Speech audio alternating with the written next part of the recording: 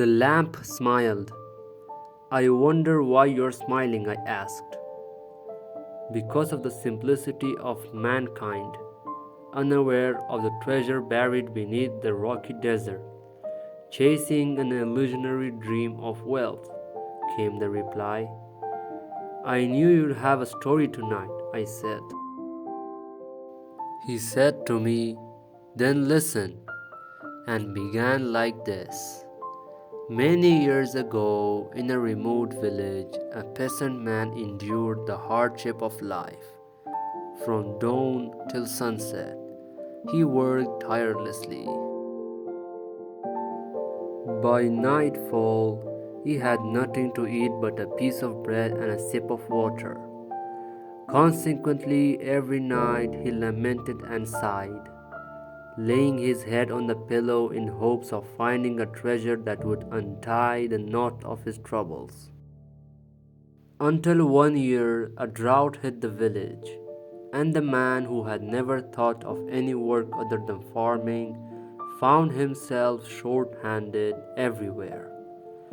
Frustrated and defeated, he sat in a corner of his house. After a while, to fill his empty stomach, he was forced to sell his belongings and spend a few days like this. When he saw there was nothing left in his house to fill his stomach, he thought of his friends and acquaintances. He went to every house he knew and borrowed money from whoever could lend him, spending several mornings this way, until finally he reached a point where no one would give him anything, and the peasant man, overwhelmed by despair, fell to his knees from every direction. One night, when he had no more sighs, he laid down on the bed with a hungry stomach and went to sleep.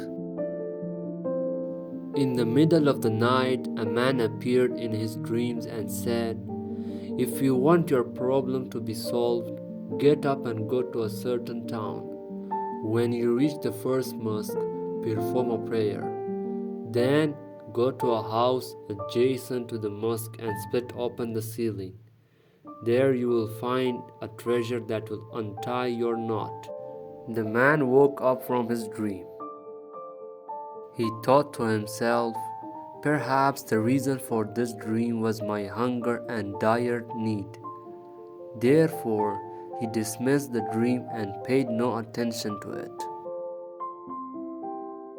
A day or two later, his creditors came to his house and threatened him that if he didn't pay his debts, they would complain against him and throw him into prison.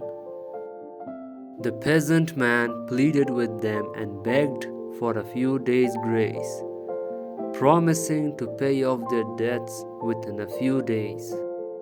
And if he didn't, they could do whatever they wanted with him.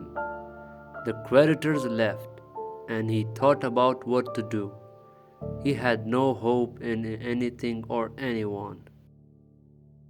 If he didn't do something before the deadline he had set, his place would be in a corner of the prison. What could he do? He had no way out. His hands were tied from everywhere. Suddenly, he remembered a dream he had a few nights ago.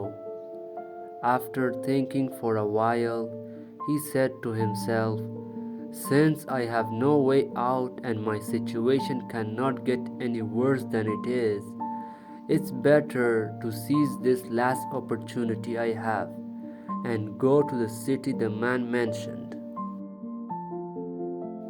Maybe my luck will change." And so, early in the morning, he picked up his backpack and set off towards the city he had seen in his dreams. For several consecutive days, he walked through mountains, valleys, and deserts, enduring many hardships. At nights, with a tired and wounded body, he slept on the rocks of the desert, and the sky was his blanket. Several times he decided to turn back halfway and forget about the treasure. But he was afraid of the creditors, so he didn't consider returning. Until finally, with every ounce of strength he had left, he reached the city and entered it. He went to the first mosque he saw, prayed, and then sat there waiting for the weather to darken so he could go to the house. When the weather became dark, the peasant man picked up his backpack and quietly left the mosque, heading toward the house next to the mosque. However, by fate, for a long time, there had been a thief in the city who went to houses every night and took people's belongings. And the king had hired his soldiers in the city to catch the thief and bring him to the justice. That night, when the peasant man slowly and quietly approached the house and looked around, the hired catchers thought he was the thief they were waiting for. Without delay, they entered the house, caught the man, and beat him severely before taking him away to prison. The man, who had passed out from the pain, regained consciousness and opened his eyes, seeing himself between the four walls of the prison. He smiled sarcastically and said, "This is the result of naivety and simplicity.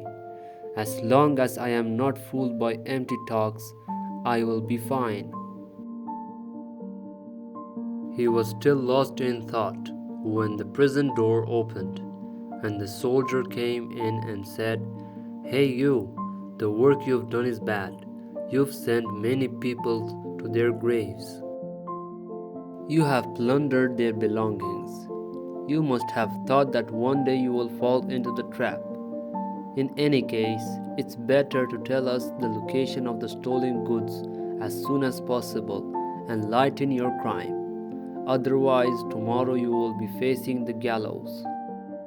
The color drained from the poor man's face, and trembling with fear, he said, "You are mistaken. I'm not a thief. You must have mistaken me for someone else." The soldier, with disbelief, said, "Our ears are full of such words. All thieves say these things when caught.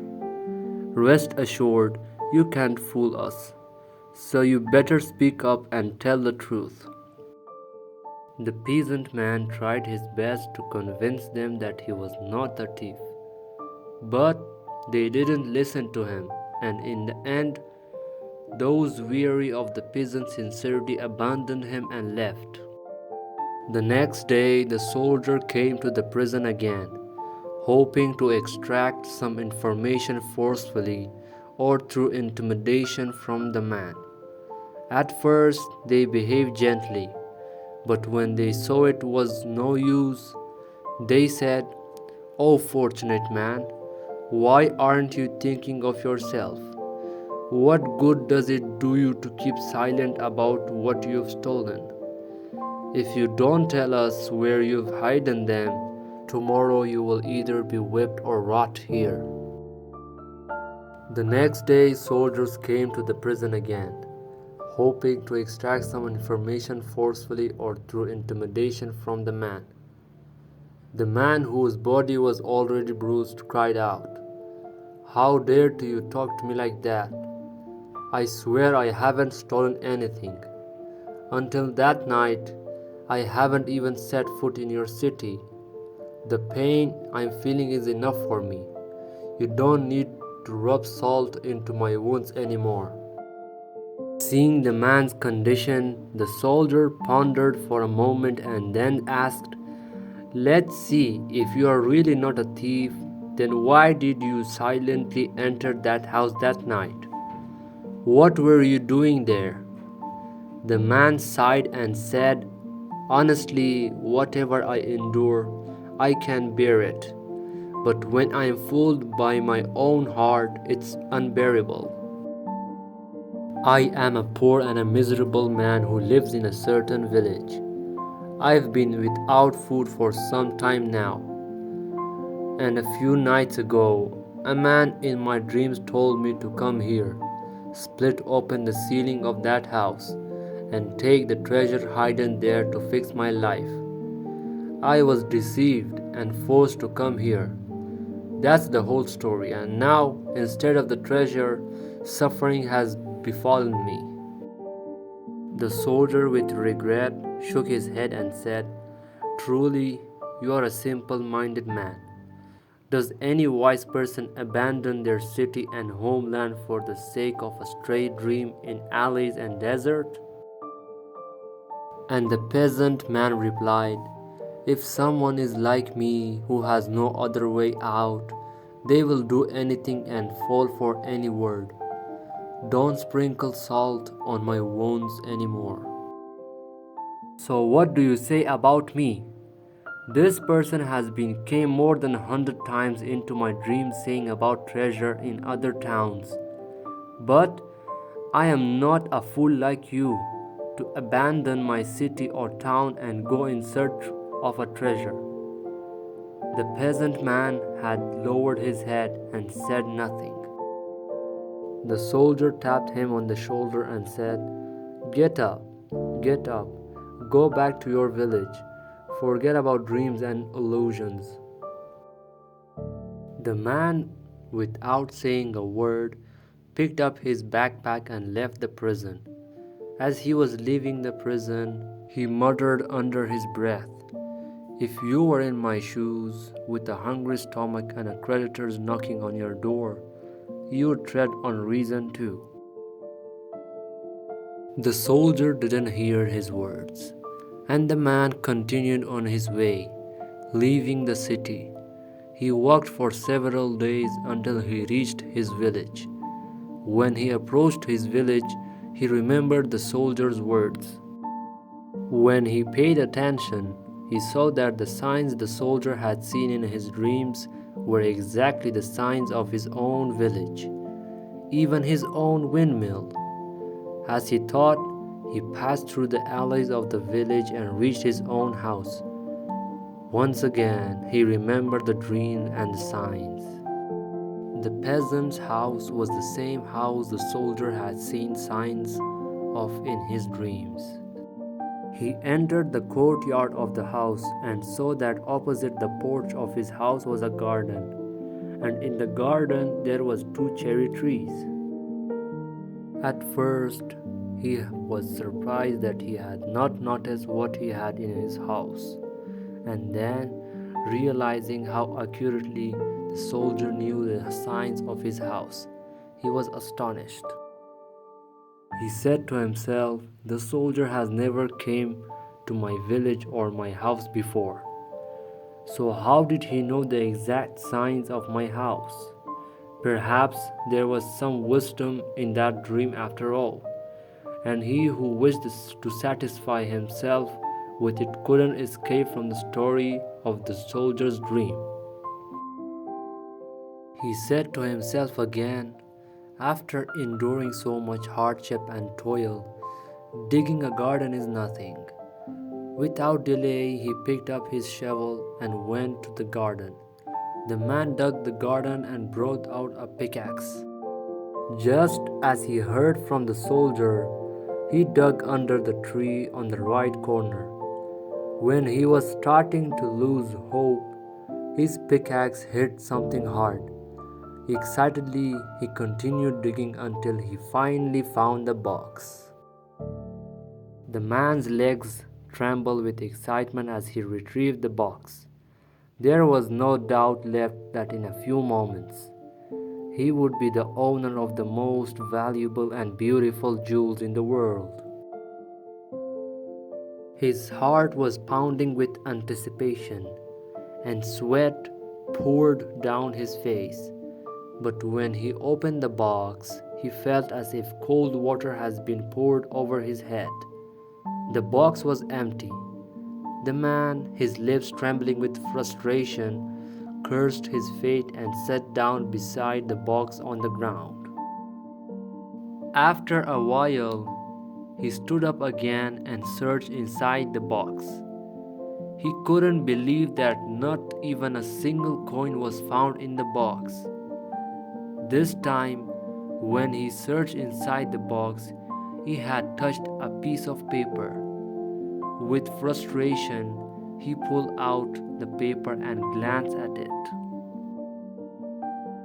In front of his astonished eyes, he saw that the paper was neatly written, "If you are looking for your lost treasure, go and look in the mirror." The man threw the paper into a corner and went back to his room, where he sat down in the corner, embracing his sorrow. After a while, he remembered the writing on the paper again, and out of curiosity, stood up and looked into the mirror. In that mirror, he saw nothing but his own image, looking back at him with a mocking smile. As if a miracle had happened, he cried out in joy and said, "I knew the secret of that dream. I knew it. My treasure is right here." While pointing at his own body, he said, "My treasure is here." The next day, the creditors came to the peasant man again. They saw such a gleam in his eyes that they felt embarrassed and left without pressing their demands.